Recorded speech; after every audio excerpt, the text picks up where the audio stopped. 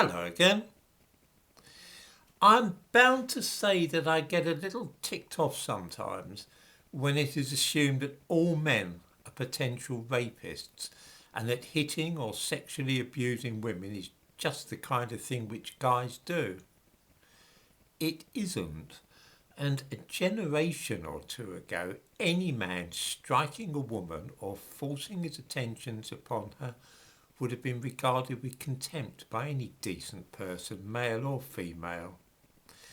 However, the idea has now taken hold that all men need to be warned against harassing women or launching violent attacks upon them. There is another aspect to this, and that it is that it is only white men who appear to be prone to this behaviour. If you watch the propaganda films produced by official agencies, that is, which are intended to discourage men from attacking women.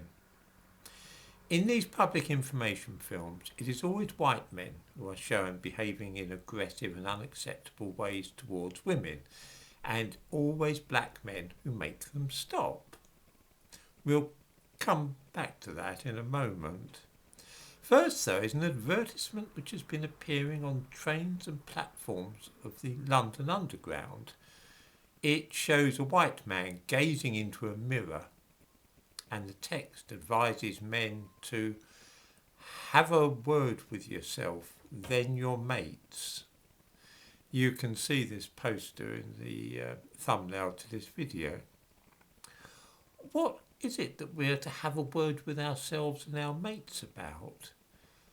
The smaller print says bluntly that male violence against women and girls starts with words.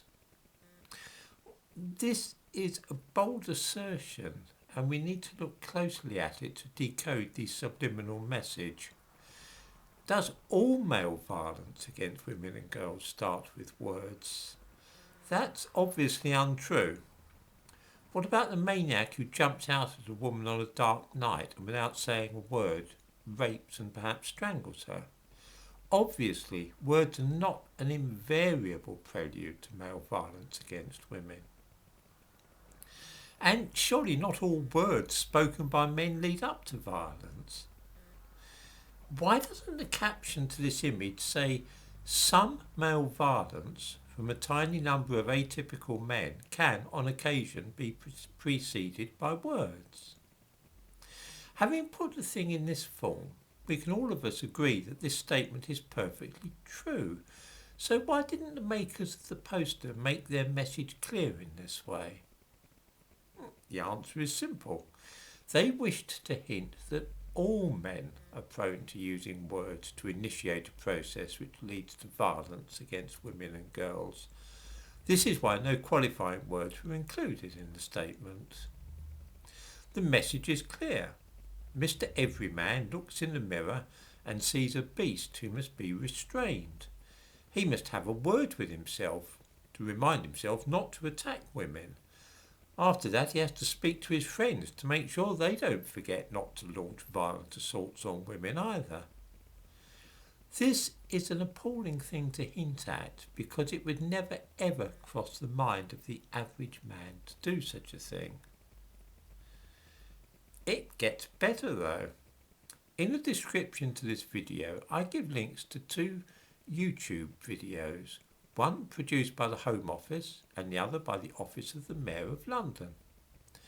It shows men using words and getting ready to attack women, or certainly to be unpleasant towards them.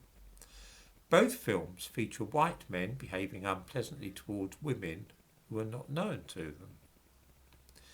The first video is part of the same campaign as the one which advises men to have a word with themselves.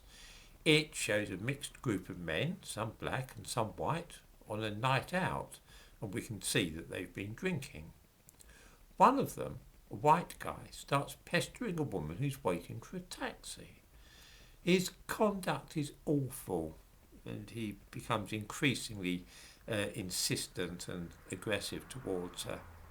But guess who is the only man in the group to have the courage to speak out and tell him to stop behaving in such a terrible and sexist way? It is, of course, the black man. The second film is made by the Home Office. A white man makes unacceptable remarks about a passing woman and is promptly challenged on his behaviour by, another black man.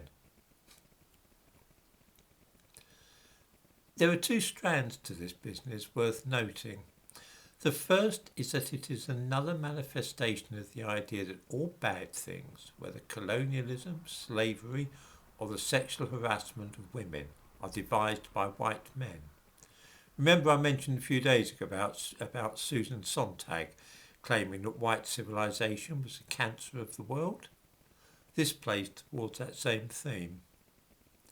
Then too there is the accompanying idea that black people are naturally more warm-hearted and empathetic than white people, who are often cold and cruel.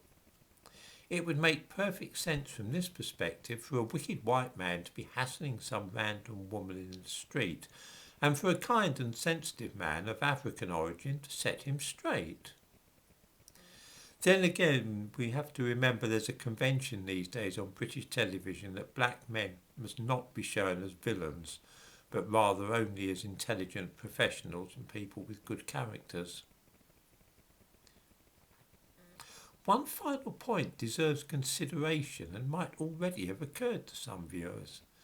The idea that white men are more likely to abuse women than black men, which is a message pervaded not only by these films, which are typical of a number that I've seen, is by no means borne out by the figures.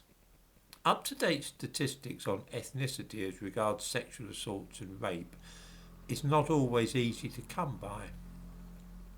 But in the description to this video I give a link to a report on the subject commissioned by the Office of the Mayor of London. It tells rather a different story from those propaganda films. In 2016, 57% of men living in London were white. However, just 43% of suspects in rape cases were white, meaning that white men were considerably underrepresented in this crime. At the same time, just 16% of males in London were black, and yet 35% of rape suspects were black.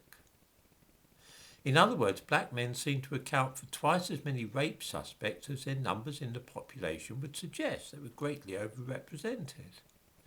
I draw no general conclusions about this, but it is certainly worth thinking about when you watch those films in which the white men are shown as mad aggressors towards women, and the black men are portrayed as gentle, reasonable, and ready to prevent any untoward behaviour towards women.